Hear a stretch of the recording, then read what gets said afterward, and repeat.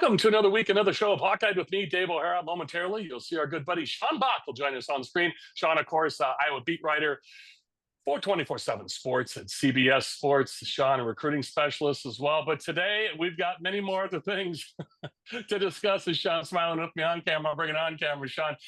We'll talk about other things today than recruiting. We're going to be talking Hawkeye women's basketball going to March Madness tourney, and then the Hawkeye men, where the coaching carousel is and where the transfer portal is for Hawkeye men. So we'll cover that in the second segment. We'll start with the women first today. And then the third and final segment, of course, our sports betting segment with Scott Pritchard. He'll join me. Scotty P, of course, a very successful full-time professional sports bettor out in Vegas, is in Thailand for the next couple months. So Scotty's going to join us via Zoom from Thailand. So can't wait to catch up with him. Sean, first and foremost, it's always great to see you. And how's everything going with you? And I asked that loaded question, how's everything going, as you're smiling with me? What a time to be a beat writer.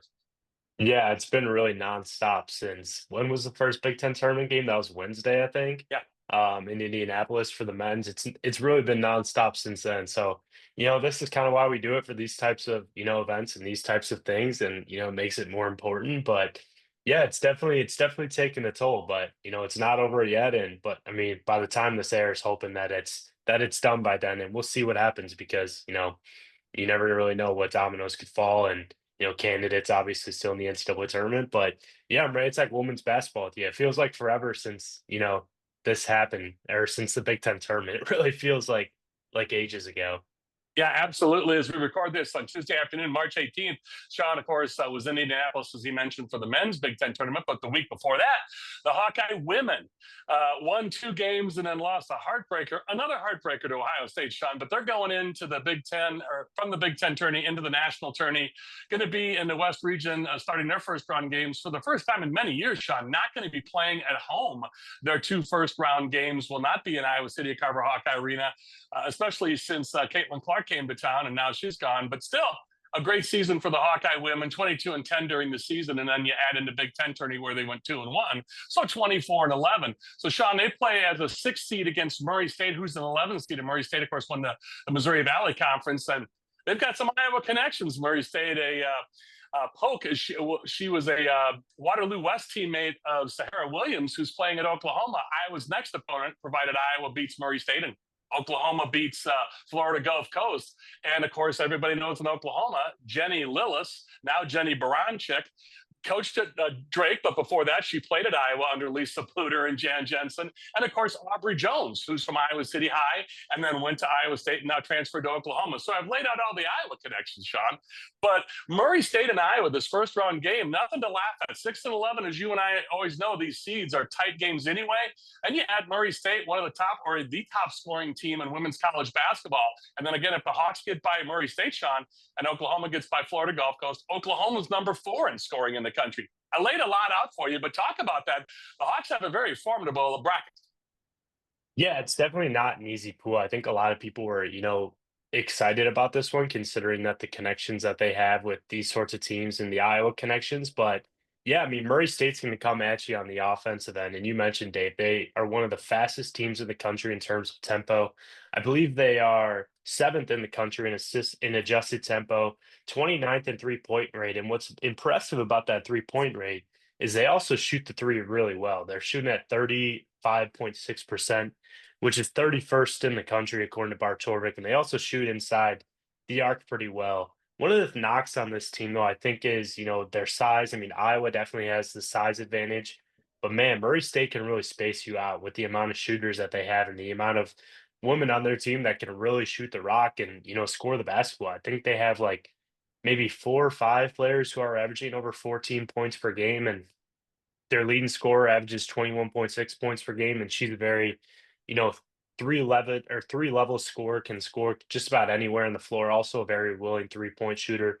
So, it's a tough matchup for this Iowa team. I mean, luckily for Iowa, they have the size advantage, but I think Murray State's going to give them issues with their shooting ability and also kind of the pace that they play with and the speed. And Iowa's going to have to be able to keep up offensively if the Racers are, it's kind of fitting that their name is the Racers, I guess. But, if they can kind of keep up with that, because, Murray State's definitely going to have that advantage in terms of tempo in the offensive play. But then again, you never really know. I mean, Iowa's defense is very talented, very stout group.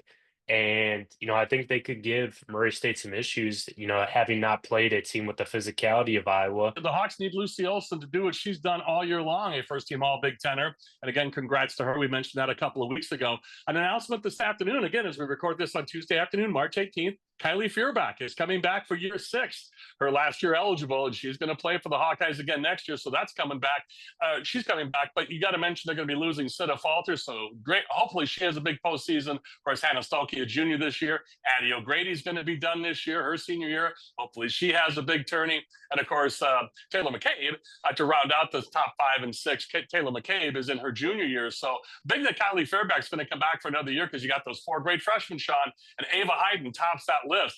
What a Big Ten tournament she had. So the Hawks may need to lean on her as we come down the stretch when you talk about size inside for the Hawkeye women, besides O'Grady and Stalky. And then, of course, you got the other 3 freshmen in Tegan Mullaney, and you've got Taylor Stremlow, thank you. And, of course, Aaliyah Guyton, who's been shooting big time from 3 outside. So those 4 freshmen. So Hawk women got a lot of talented bodies they can put on the floor, especially inside shot, as you mentioned earlier. Yeah, I honestly think one of the big things for Iowa during the NCAA tournament will be depth too, because I think we saw during the Big Ten tournament that Jan Jensen really seemed to thin that rotation out a little bit. And, Ava Hayden obviously brought big minutes off the bench. That was huge for Iowa. But I think you're going to really need more out of those other freshmen. They play Saturday, 11 o'clock Central Time tip, and they play against, which would be the 22nd of March. They play against, as we mentioned, Murray State, 11 o'clock tip Central Time, and then they would play Monday against Oklahoma, presumably, on Monday, the 24th. So a lot going on, Sean, in a short period of time. Let's take a pause here. So good luck to the Hawkeye women. And Sean, when you and I come back, we'll talk Hawkeye men's basketball and the Fran McCaffrey situation, the transfer portal, NIL, all the news out there for Hawkeye men's basketball, who will not be going to the postseason, Sean. They said with this coaching situation in flux, they wouldn't accept an NIT bid and didn't, or the Crown basketball tournament out in Vegas, they didn't accept that either. So they're done for their postseason. So he's Sean Bock, beat writer for the Iowa Hawkeyes for 24/7 Sports and CBS Sports. Again, of course, Sean and I will be talking some Hawkeye men's basketball. I'm Dave O'Hara with Hawkeye. We'll be back with more in just a few moments.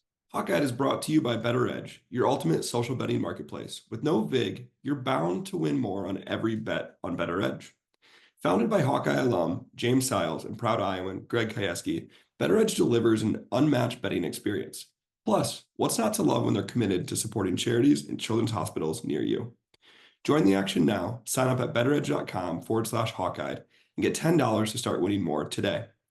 Better Edge, where your social betting means your bets go further and you win more. Welcome back to Hawkeye with me, Dave O'Hara. Momentarily, our good buddy Sean Bock. He'll join us on screen. Sean is kind enough to join us for 2 segments today for the men's basketball tournament, or men's basketball team for the Hawkeyes upcoming. Here in the second segment, we talked about the Hawkeye women being in the big dance, March Madness, in the first segment. So Sean, thanks again for staying over. Sean, again, beat writer for the Iowa Hawkeyes and CBS Sports and 24/7 Sports. Sean, let's talk Hawkeye men's basketball. Fran McCaffrey was dismissed from the University of Iowa after 15 years on Friday. You were at the Big Ten tournament after the Hawkeyes lost the day before. They won a first-round game, upset Ohio State, and then got it handed to them pretty good by Illinois. So what was the mood? What was the tone? What was the vibe like around the Big Ten tourney when you were there and got the news that Fran was let go?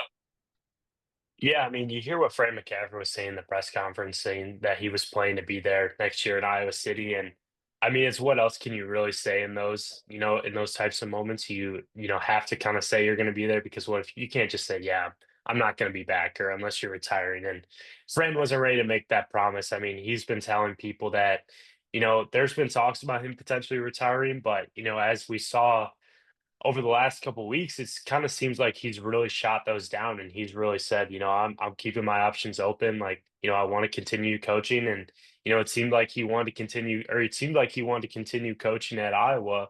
But obviously, the situation with, what's been going on in terms of attendance, the performance the last 2 seasons, it really felt like, this was kind of the time where, things were going to come to an end. And, obviously it's unfortunate. I've always had a great experience with Fran McCaffrey as a head coach from a media perspective. His assistant coaches have been always great to me. It's a really unfortunate situation. Like, he's built a really great culture in Iowa City.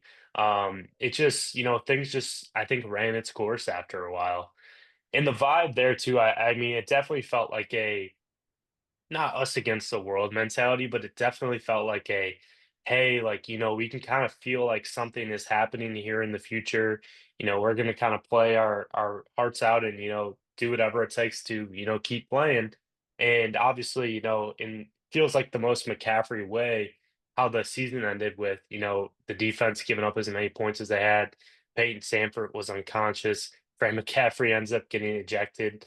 Like, it all just seemed like, it was coming down the pipeline, and, it stinks, like, that's part of the business, and, Iowa seems to be, we'll see what happens with the next head coach. I mean, obviously, the news of Darian DeVries sounds like he'll be heading to Indiana. That's where the winds are going right now.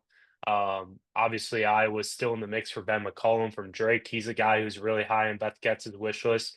It's going to be interesting to see what happens. I mean, right now, I would predict that Ben McCollum's going to be the next head coach of the Hawkeyes.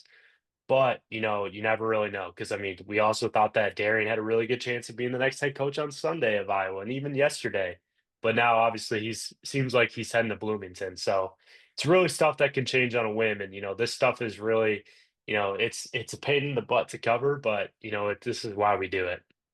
Well, exactly right. As we record this on Tuesday afternoon, March 18th, and I keep timestamping the show as I do every show because it is such a fluid situation and we record early before it airs. So by the time folks see this, Sean, either on television on Friday and Saturday or online after the fact at DaveO'HaraSports.com, there could be a coach in place, as you mentioned, at Iowa replacing Fran McCaffrey. And I would echo your sentiments. I had nothing but great experiences with the Fran McCaffrey as the coach and the man, but also his coaching staff, his media staff, and also players. I've had the Sanford brothers on here, Bryce and Peyton. I've also had Fran and Margaret McCaffrey for the Coaches versus Cancer. They joined me a couple years ago, and we'll be rerunning those shows in the springtime here upcoming again. And also Connor McCaffrey joined me and Patrick McCaffrey talking again, Coaches versus Cancer because of Patrick's battle. So a lot of good vibes. And it's like you mentioned, it's just time. And I had good vibes with the program, as did you under Fran. And I will say this, though, as you said, it just seemed to a culmination of things just led to this being the time. And as you mentioned, the way it played out with Fran getting ejected, Peyton Sanford having a great last game. But the intriguing thing to me, Sean, is too with the fan base and the student section. Beth Getz has a lot of other decisions to make. Of course, we've heard all the usual Iowa native suspects of not just with DeVries, and of course his connection being an Iowa native, and his brother Jared DeVries being an all-timer Hawkeye football player and an NFLer with the Lions formerly, and all these, and now a coach in Iowa for football. So all these great connections with DeVries, and his son Tucker, played in the Des Moines area in high school with Peyton and Price Sanford, and would that be a nice connection? But we've heard other coaches' names in D1 from Iowa, like Steve Forbes at Wake Forest, Chris Jans at Mississippi State, Iowa natives. So as you mentioned, a potpourri of names, and it may be all for naught by the time people see this show. They may have a coach in place in Ben McCollum. It remains to be seen. But there will be a sizable buyout for Fran McCaffrey, so he's going to be just fine. He has said, though, he's got a lot of gas left in the tank, and he wants to coach somewhere else. So I don't see him being done in his mid-60s now, so that's intriguing. But let you and I get to the important part. Where does this leave the team? Of course, we've had public announcements made this week by Owen Freeman over the weekend that he's entering the transfer portal. Also, Brock Harding, his former high school teammate and Iowa Hawkeye teammate, they're both heading to portal. Price Sanford said he may remain depending on the coaching, but he's going to keep his options open. So he's entered the portal. Riley Mulvey is going to enter the portal as a grad transfer. We don't know about Josh Dix officially yet, but rumor has it he may be going somewhere. So here it comes, Sean, to you. A lot of NIL talk. Is there money at Iowa? Is there not enough money? Is the portal just going to ravage the Hawkeye program? They've had decommits already. The Lewis kid that you and I have talked about previously. There's a lot in flux right now with the program, isn't there? Yeah, I mean, rightfully so, considering that, they don't have a head coach at the moment. But yeah, I think too. I mean, I think I think you should expect every Iowa player on this team that has eligibility remaining to enter the transfer portal.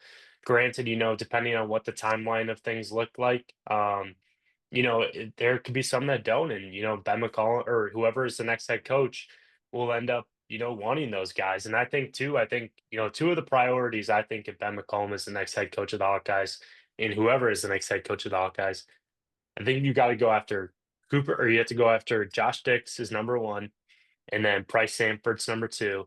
And I think Cooper Koch and Isaiah Johnson Origu are 3 and 4 on that list. I think those are four guys that I think the next staff could have a really good chance of retaining. And, you continue to build on that too. And, is bringing in some of those guys, depending on who you get, and then getting some guys in the transfer portal too.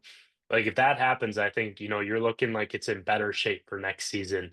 But then again, it does depend on who the next head coach is. That's really the most important thing, because the next head coach, like if they have those connections and who they can bring on board, that kind of sets the tone for this offseason. And Ben McCollum's the guy. I mean, a lot of people talk about the tempo and kind of being scared about that, but with his tempo, like it's slow in the half court, but I mean when you watch that offense, it's constant movement, it's constant just it's really genius basketball. Like it's so hard to defend to watch that type of or to so hard to defend that type of offense with the constant movement, constant passing, ball movement, just all that. Like it's really fun to watch. And defensively too, they've had really good teams as well. And I think once you get a couple more shooters on that team, like potentially you could really increase the tempo of the Iowa offense under Ben McCollum, despite what the numbers were at Drake. So yeah, I mean, like I said, four guys that are really important: Josh Dix, Bryce Sanford, Cooper Koch, Isaiah Johnson, Arrigo. Those are four guys I think that you really need to get and retain for next year's roster. I have a hard time seeing Owen Freeman and Brock Harding coming back. Josh Dix, I think it's going to be tough to get back, but I think there's also a possibility that they could get him back in the fold.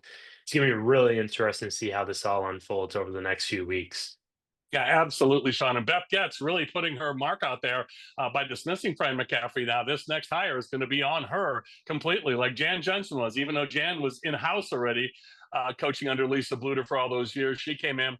But McCollum, too, in his early 40s. So this could be a long-term deal for Beth and get that off the ledger. And I don't want to put this out there yet, but her next big decision is going to be at some point upcoming in upcoming years here, not too long down the road, Sean, that she's going to have to replace Kirk Ferentz at some point. So a lot of big decisions. And I'll give one footnote for Hawkeye football. Talk about it just briefly, Sean.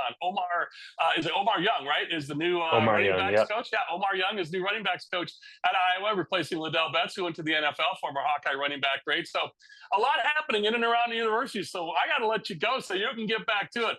Folks, there he is, Sean Bock. He is the beat writer for Iowa Hawkeyes, but also a recruiting specialist. We'll get into recruiting next time, Sean. It seems like we say that all the time because the news of the day keeps spinning for us. But folks, there he is, Sean Bock. And again, Sean, thanks for joining us for the first two segments, talking women's basketball and then Hawkeye men's basketball. Great to see you again. And Sean, thank you so much. Yeah, Dave, thank you as always for having me. I appreciate it. Truly my pleasure. For Sean Bock, I'm Dave O'Hara. We'll be back to close out the show with Hawkeye. I will be with Scott Pritchard, former Northeast Iowa native and now living in Vegas and just crushing it as a full-time professional, very successful professional sports bettor in our sports betting segment. Back with more Hawkeye in just a few moments. You don't have a lot of time to make decisions today if you want to be out front with the newest products. This is Joe Mershman from Mershman Seeds. Did you know that we're one of the first two companies to offer Enlist E3 soybeans in the United States? And because of that, you benefit from it. Here's Ben Pieper to tell you more. With Enlist E3 soybeans, we have a front row seat to the highest yielding germplasm that's on the market. That allows us to focus on the things that matter to you, making sure you get what you ordered delivered on time to ensure the highest yielding soybeans for your farm. Contact your local Mershman Seeds dealer today. They care and are ready to help you. Welcome back to Hawkeye with me, Dave O'Hara. Momentarily, you'll see our good buddy Scott Pritchard, Scotty P, going to be joining us from Thailand. Scotty, of course, as you know, a Northeast Iowa native, joins me on this program regularly, and of course on our Circus Sports radio show with Mike Palm and me. But Scotty, Northeast Iowa native and been out in Vegas 32 plus years, crushing it as a full-time professional, very successful sports bettor. Scotty P taking a couple months off in Thailand, kind enough to join us as we record this on Tuesday afternoon in Iowa. It's already early Wednesday morning in Thailand. So Scotty P, thanks so much for joining us. Scotty, let's talk about women's college basketball, the upcoming NCAA tournament. Hawkeye men are in it. So I kind of want to make this focus today with you on the women's tournament. We've got our usual suspects as the favorites this year for the women's bracket. Caitlin Clark isn't in there, so the Hawkeye women aren't up there. They're a 6th seed. But you've got your usual suspects in South Carolina, USC, UCLA, Texas, UConn. So there are some cherry picks at the top. So my question to you is, with the Hawkeye women, you can go game by game. Tough first game against Murray State, 6 versus 11, and then they would presumably play Oklahoma in Norman, Oklahoma. At Oklahoma, they get to host the first 2 rounds games, and they're a 3 seed. So my question to you is, would you prefer going long-term in these future bets of the 6-1 or better favorites in the 6 teams I just mentioned? or do you like going game by game with like a Hawkeye women or a dark horse? What are your thoughts on that? Less is more. I've got commitment issues to begin with. So especially in the March Madness tournament, whether it's the men's bracket, Dave, or the women's, I prefer to break it down, compartmentalize. And if I can go half to half, because respectfully, my friend, it is a totally different animal. You're talking about the Iowa women's basketball team. It's not like they have a distinct home court advantage or a distinct away disadvantage regarding where they play. It's on a neutral floor. It's a totally different animal, totally different way of handicapping. So the last thing I would ever do in the postseason tournament is bet a future. Game to game, week to week, half by half, basically an hour at a time, if you will. I usually say, it's a 2.5 hour contract, but in the postseason tournament like this, my man, you're talking about breaking it down half by half because it's on a neutral site. Great response, because I have a lot of viewers that send email all the time saying, what's your preference? Who do you like? Caitlin Clark ain't walking through that door this year, Scotty P, for the Hawkeye women, and they will not be playing for the first time in a handful of years, will not be playing their first 2-round games at Carver Hawkeye Arena in Iowa City, to your point. So they'll be going on the road to Oklahoma facing a very formidable opponent. But I find that fascinating, when you talk about the men's bracket as well, and you look at Auburn. I'm kind of shaking my head, and I heard you mention this on social media again at Pritchard wins via social media or pritchardspicks.com. It's interesting when Vegas had a different take on who the overall number one seed was, and it wasn't Auburn, it was Duke. And then you've got Houston, who's been hot lately, and I know in the NBA you're a Houston Rockets guy somewhat this year, but Houston Cougars. And so it's going to be interesting to see how this shakes out. Give me your takeaway on that and kind of educate the viewer as well as to what Vegas thinks is who the favorite is compared to what the NCAA did in their seeding, please, Scotty. You have 68 teams that have qualified for the postseason March Madness tournament for the men's bracket. And to your point, you talk about Auburn being the overall number 1 seed, followed by number 2 Duke, then the Houston Cougars at 3 and the Florida Gators at 4. I'm telling you, during the course of the regular season, no one really cares what's going on outside of the top 15, top 20, top 25.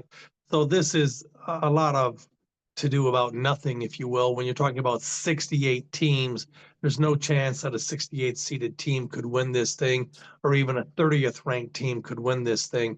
So let's just keep it real.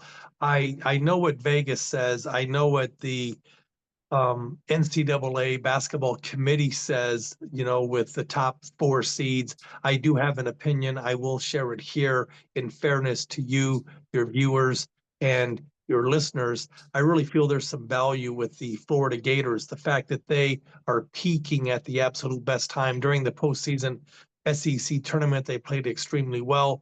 So they have the talent.